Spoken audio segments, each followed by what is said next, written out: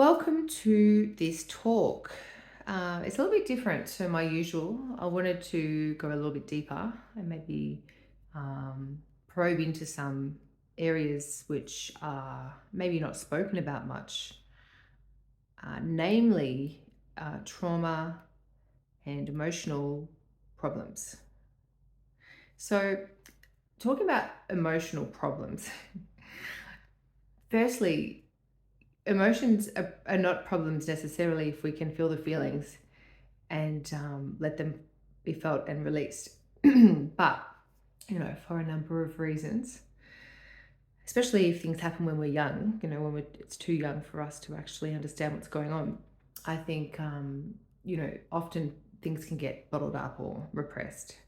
Um, and I see this a lot in my clinic when I'm working with people who have experiences of abuse or trauma, PTSD, maybe from being in the military, or I've got some clients who have grown up in war torn countries, and these memories are stored in the body, and we see this with Chinese medicine, and we see the ability for Chinese medicine to actually help to release these almost like holding patterns. These kind of traumas are like holding patterns in the body and the physiology, and also in the emotional body.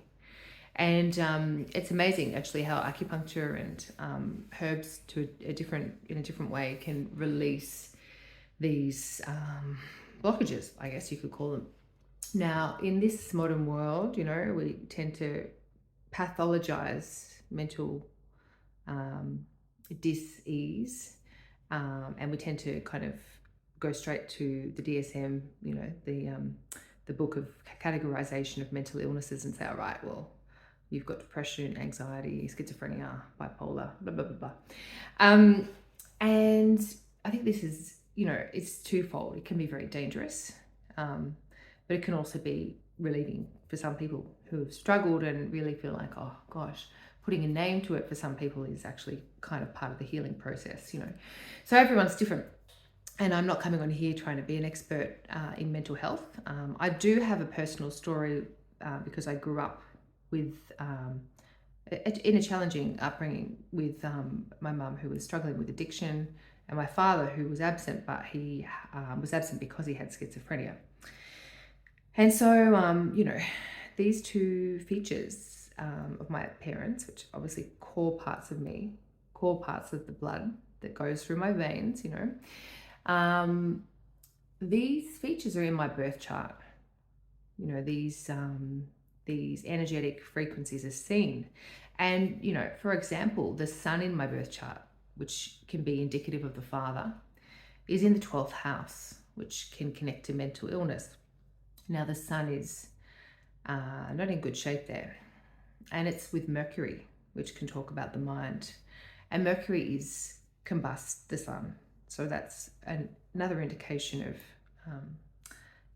mental overwhelm or distress. And it's also retrograde, and it's in the 12th house. So there's like quite a bit of that inherited potential for mental turmoil. Now, I know that I have tested my mind, and I don't actually, thankfully, have any kind of schizophrenia or kind of diagnosed mental illness or anything like that. But I do know that I have got a fragile mind from time to time, and I know I've had flare-ups in my life where things haven't been okay. And I think also when we're looking at the maternal line in my family, there's a few things that we would look at. Firstly, the moon, which is in Scorpio, which is, if anyone who knows astrology here, that is a challenging sign for the moon to be in, and it's conjunct Pluto. It describes my mum, she's a very powerful, potent, and, a little bit of a scary woman. And she was a story of transformation, despite needing to watch the process of unfurling and death come before that, and then it's been a hard journey, in regards to my mum, and also seeing her die, in my presence when I was 33. It's very and it was from cancer, like long-standing lung cancer. even though she quit all the drugs, when I was quite young. I think a lot of the problem with mum, or with the illness that she contracted, is the emotional holding of grief.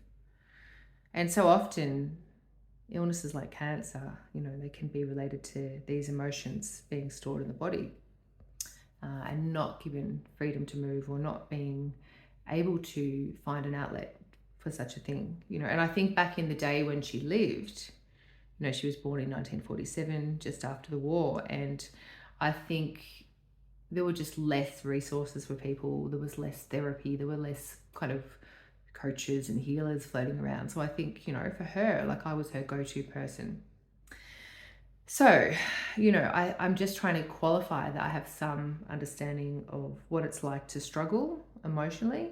And yeah, I have had my own struggles, which I will perhaps go into later. But I wanted to talk more about the astrology. So when we're looking at mental health, or we're looking at the connection of, or the harmony between the psychological and the emotional aspects of us, we're looking ideally for a harmonizing aspect, a harmonious aspect between the moon and Mercury.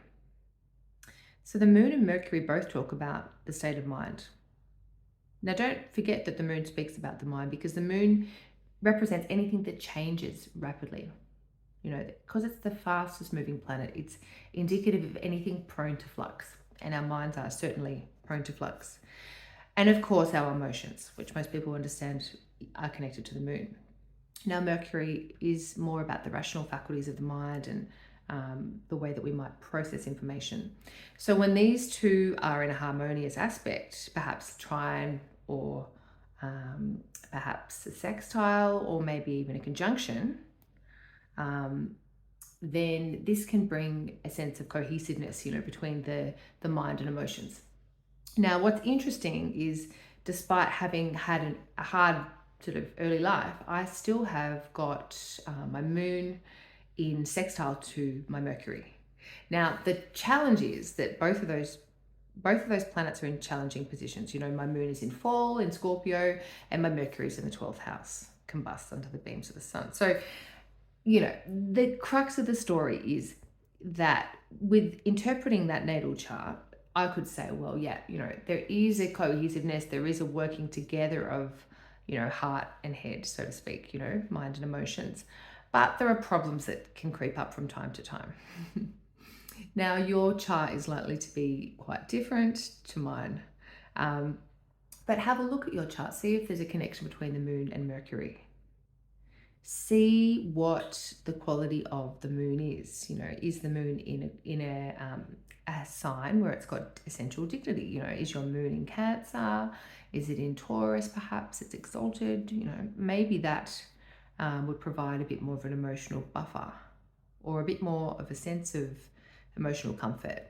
Whereas when the moon can be in signs of its fall or detriment, like when it's in Scorpio or Capricorn, I think these can be more challenging places for the moon, or for people that have this placement, because life can feel, or the emotional realm can feel taxing, or it can feel hard, or it can feel like dangerous. The moon is, when it's in Scorpio, is in Mars territory, because Mars is the ruler of Scorpio. And so instead of that moon feeling comfortable and safe, like the moon would like to feel, it can feel like on edge, or a little bit threatened. And sometimes, we can see this in the moon in Scorpio, like there's a distrust, or there's a kind of a lack of connection, because it's like, well, people hurt you, better not get too close. But then the moon in Capricorn is a similar vibe, but I guess it's a slightly different one. So the moon is in Saturn territory in this case. And again, Saturn is cold and dry. It is about separation and sort of restrictions. So it's not really a comfortable, fluffy sign for the moon to really nuzzle in and, feel nourished. So people that have moon in Capricorn could also struggle with, opening up. They could struggle with, feeling connected. They might desperately want to build that connection, but it can just feel like very scary or unsafe. And anyway, so that we check the moon and we would look at any aspects to the moon as well. When we're trying to understand, what's the emotional landscape like? Are there any planets that the moon is closely applying to? Or any planets within, in range of a conjunction?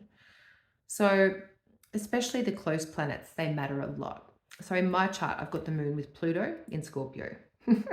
So, it's quite a powerful volcanic kind of connection. So, things are felt deeply, things are felt intensely, and it can be quite a phoenix type of aspect. You can go from right down and rise up. And that's what we are, all of us Scorpio moon Pluto people hope for.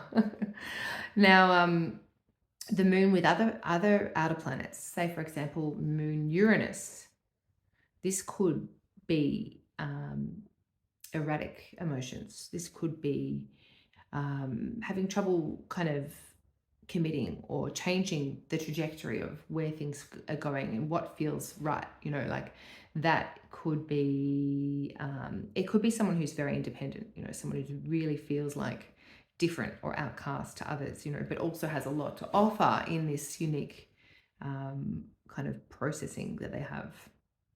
And when I'm saying the moon with the outer planets, I'm also saying Mercury with the outer planets. So once you see these two planets, which we've spoken about, connect to the heart and mind, when they're with outer planets, which tend towards being challenging, let's just call them challenging. Some would say malefic, which means, kind of problematic, or at least inclined to bring challenges. And I would say that oftentimes outer planets are. So anyway, check for the moon, Mercury, with any of the outer planets. Now, when it's with Neptune, this can indicate confusion. It can indicate a difficulty with understanding or seeing things clearly. It can be a rose-colored glasses problem. It can be things get hyper-spiritualized. Things can be kind of put in unrealistic terms, and it can be hard to find what's real, so we could be feeling things. We might be having like romantic feelings or like being overdoing something.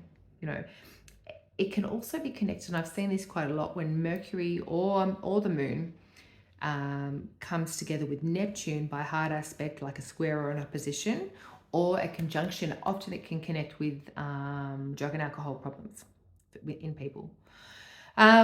So we've got those. Now, what about Mars and Saturn, our traditional malefic planets? When these guys come to the moon or Mercury, well, Saturn is going to slow things down. Okay, Saturn is going to concentrate, and it's perhaps going to isolate because of its nature, because it's going to add an element of seriousness. So, you might want to meet that person, like you might want to feel emotionally safe with that person, and maybe you'll meet one person and stay with them for like 50 years, or maybe you'll just never meet anyone because you're just terrified of going out, or, these are extreme examples. But I mean, the moon Saturn can just add an element of caution. Mercury Saturn, there could be shyness around speaking out, or reserve, in trusting your own thought processes. And then when we have Mars with these two planets, when Mars is with the moon, we can see emotional outbursts. We can see people who are pushy, people who are impatient, people who will say it before thinking and then try and take it back when it's too late. And when it was Mercury Mars is a similar vibe. It's got that sort of argumentative potential for using words as weapons. That's the traditional thing the way I understand it. So these two just need to be watched, and these, when they're in a harmonious flow, or like say the moon was trine Mars, this could just be a spirited person who is kind of like got a lot of get up and go. Maybe they are an emotional person, but they know how to use this without leading to too many chaotic situations, But if the moon is square, this definitely is an exciting aspect, the moon square Mars, but it can bring an element of force, and like, that square is more inclined to kind of be dynamic and potentially break or Instead of just bending or suggesting, it's more likely to force change. So yeah, we're seeing these things now. Other things that I've seen in regard to people that have emotional challenges are having any of the luminaries, so the sun, the moon, and the ascendant ruler. Okay, so say you've got like Capricorn rising, Saturn would be your ascendant ruler. If any of these three, sun, moon, or ascendant ruler, are in a so-called challenging house, which traditionally speaking included the 12th, the 6th, the 8th, then this could indicate some kind of challenges now to health, whether it's mental, emotional, physical health. So yeah, I think that that's pretty much all. I think the other thing I would like to say is that we've got our natal chart factors. Okay, so these are kind of the building blocks, like what we're working with on a regular basis. What everything else comes back to. Okay, so our natal conditions are such, and the timing techniques, the transits, everything else. They kind of they work and they feed into that natal birth chart. So understanding what the baseline of that is for health is really great idea, because then you can see, all right, if health or mental health, or if you wanted to distinguish between mental and physical health or illness, if that is set up quite well, it doesn't mean you're exempt from getting ill or having a challenge with your emotional world, but it means that you'll have greater resources and reserves if you do. If the natal chart is not set up so well, and you get a challenging transit, or you have a really hard solar return year 1 year, this adds a series of real-time planetary placements which can bring substantial challenge, because they are interacting with a natal chart which is already compromised. Do you understand? So that's why it's a good idea to firstly see what you're working with the natal birth chart, and then look and say, okay, this solar return year is looking like perhaps there's some challenges here. How can I work? What kind of things can I put into place to mitigate and minimize these things being a problem? So I'll give you an example. Okay, say we have a solar return year where Mars is the ruler of the 6th house of illness, and Mars is on the ascendant. Now that means that illness is coming up this year. And if that ties into the natal chart, perhaps by aspect, and let's say Mars is activated as the Lord of the Year, like using a technique called perfections, suddenly we've got this perfect storm. And so what would you do? This is why it's good to know the information ahead of time, because I would suggest a number of things to kind of rebalance and remediate Mars, okay? Because Mars is going to bring the potential of heat, chaos, disruption, potential for injury to the body or mind, things like anxiety, insomnia. All these things can be connected to Mars. So we would work with actually just remediating, reducing, figuring out how can we clear the heat out of this situation, out of this person. How can we use, say, foods or diet or sound frequencies, maybe herbs or acupuncture, to actually help this person to reduce Mars? And that is possible. So if you're having a challenging year, it's worth getting a session, because we can actually make a plan for you to actually remediate and support you through the challenges. Now, the same goes to say we've got Saturn. Saturn's doing something in the solar return, and that's tying into your natal chart like a perfect storm. Now, this is activating Saturn, and this is going to be also problematic potentially, but it will depend on the birth chart. Saturn's very cold and dry, and it's got that contractive feeling. You might want to stay home and for the whole year. What are we going to do about it? Again, the principle would be different, but we would be warming things up. We would be trying to bring in more benefics. So we'd try and bring in, let's say, Venus energy and some solar energy, just to kind of warm and gently kind of bring things back together.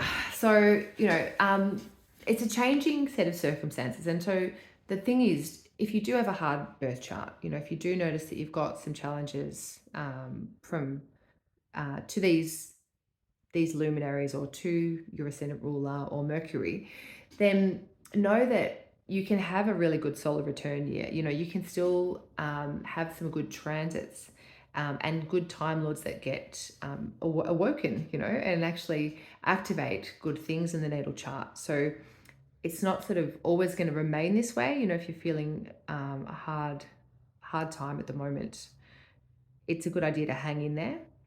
And I mean, even when we start to apply transits, which are our kind of like our triggers, you know, real time motion of the planets, especially the moon, which is our real trigger a lot of the time, or it can be other planets like, say, we've got a Mars square or something like that. I'll give you an example how this works. So currently we've got Mars going through Virgo, and Mars being a malefic, bringing challenges, bringing heat, bringing inflammation, cuts and burns, all sort of things like this. This is giving a hard time to people who have mutable signs stuff.